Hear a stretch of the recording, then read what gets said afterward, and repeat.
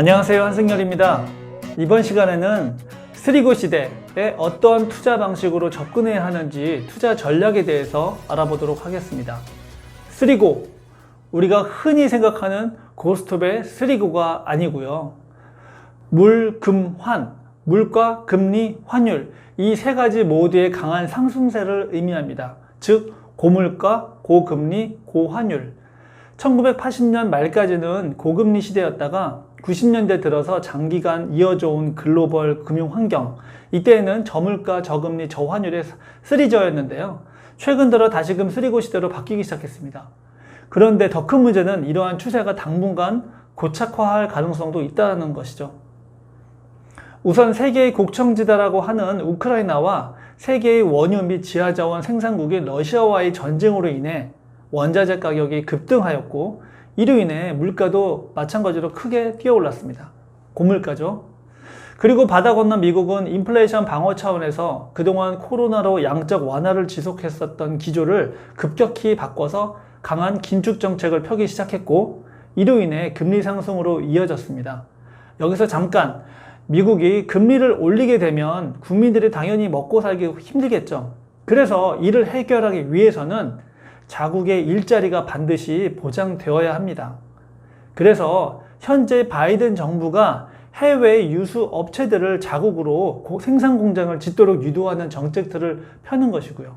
일례로 미국의 IRA, Inflation Reduction Act 정책, 즉 인플레이션 감축법도 그 일환이라고 보시면 됩니다.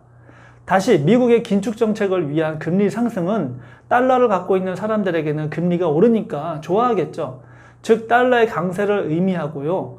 그러다 보니 외국인들이 국내 주식으로 보유한 원화를 팔고 달러로 가려다 보니 국내 주식은 떨어지고 원화 가치도 동반 하락하게 되는 결과를 낳게 되었습니다.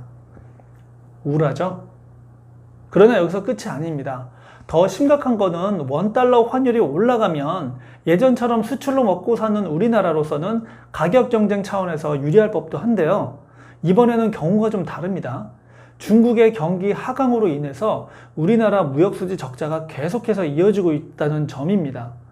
또한 아까 말씀드린 우크라이나와 러시아 간의 전쟁으로 인해 원자재 가격이 상승해서 수입 단가가 커졌다는 점입니다.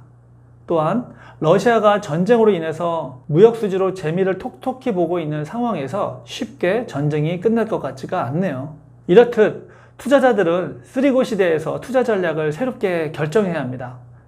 한번 볼까요? 즉 첫 번째로 먼저 현금 비중을 늘리고 주식과 같은 위험자산 비중은 축소를 해야 합니다. 제가 여태껏 목에 힘을 주고 말씀드린 글로벌 경제가 아주 심각한 상태임에도 불구하고 주식 관련 유튜버들은 여전히 싼 주식들이 있으니 매입해야 한다고 하지만 좀 위험한 투자라고 생각해서 이 동영상을 올리는 거고요. 지금은 오히려 총알을 모아야 할 때입니다. 내년을 위해서죠. 분명 내년에 기회가 올 거라고 판단이 되는데요. 막상 그때 가서 총알이 없다면 아무리 좋은 총이 있은들 무슨 소용이 있겠습니까? 제가 정말 좋아하는 책 중에 부자 아빠, 가난한 아빠, 이 저자 로버트 기요사키가 곧 주식의 저가 매수 기회가 온다라고 했는데요.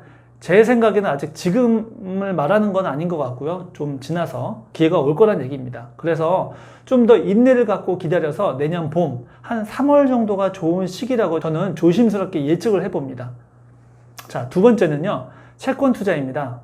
지난 8월 29일 10년 만기 국채 금리가 연 3.7%라고 발표했는데요.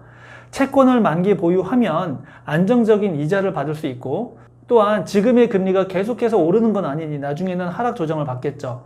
즉 추후의 금리 인하는 채권 가격의 상승을 의미하므로 이자 따박따박 받다가 적당한 시기에 높은 금액으로 매도할 수 있으니 자본 차익도 또 기대해 볼 수 있겠습니다. 이 두 가지 사항 잘 생각해 보시고요. 오늘은 여기까지 하겠습니다. 끝까지 영상을 봐주신 분들은 꼭 부자 되시길 믿겠습니다. 이만 마치겠고요. 여러분 감사합니다. 안녕.